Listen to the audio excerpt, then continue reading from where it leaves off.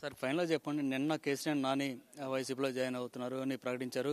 అట్లాగే ఈరోజు మీరు ఎందుకని తెలుగుదేశం పార్టీలో సీనియర్ లీడర్లు అందరూ కూడా పార్టీని వీడి బయటకు వస్తున్నారంటే ఏం చెప్తారు? అక్కడ ఉన్నటువంటి పరిస్థితులు ఆయన ఏదంటే ఆయన నాయకుల పట్ల ఆయనకి ఇష్టం లేదనుకోండి, ఇక ఆయన వాళ్ళని మామూలుగా ఇక మాట్లాడడం ఇష్టం లేకపోతే తెలిసిపోద్ది మనకి.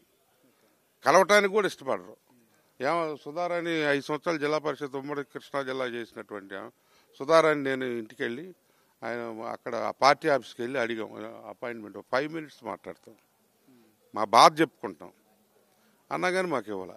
ఇప్పుడు కేసీఆర్ నాని గారు హీ డిడ్ వెరీ వెల్. మా తిరువూరు కాన్స్టిట్యున్సీ నేను ఉపయోగించుకున్నాను. ఏంటంటే ఆ రోజు టాటా ట్రస్ట్ స్వచ్ఛంద సేవా సంస్థ ద్వారా వాళ్ళు చేసినటువంటి టాటా ట్రస్ట్ ద్వారా స్టార్ హెల్త్ ఇన్సూరెన్స్ స్కీమ్స్ కానీ, అదేవిధంగా వాళ్ళు టాటా ట్రస్ట్ వాళ్ళు చేసిన సోషల్ వర్క్ ఏదైతే ఉందో అంగన్వాడీ బిల్డింగ్స్, టాయిలెట్స్, మరి చాలా డెవలప్మెంట్ యాక్టివిటీస్లో మేము పాల్గొంటాం. దాంతో నేను కేసీఆర్ నాని గారు నేను ఎమ్మెల్యే అయిన కొత్తలో మేమిద్దరం ఒకే అపార్ట్మెంట్స్లో ఉండేవాళ్ళం విజయవాడ అగ్రికాపులో. అప్పటి నుంచి ఫ్రెండ్స్. ఆ తరకా యాదృచ్ఛికంగా ఆయన ఎంపీగా రావటం, ఇద్దరం కలిసి పనిచేయటం జరిగింది.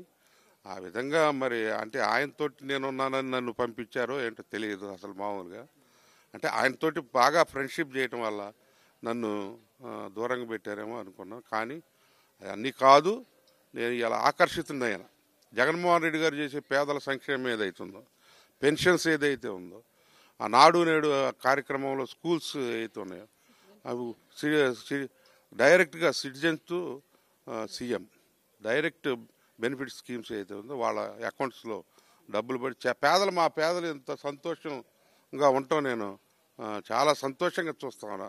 దళితవాడల్లో మా బంధువులు పెళ్ళిళ్ళకి వెళ్ళినప్పుడు, ఇళ్ళకి వెళ్ళినప్పుడు, శుభకార్యాలకు వెళ్ళినప్పుడు అది చెప్తుంటారు.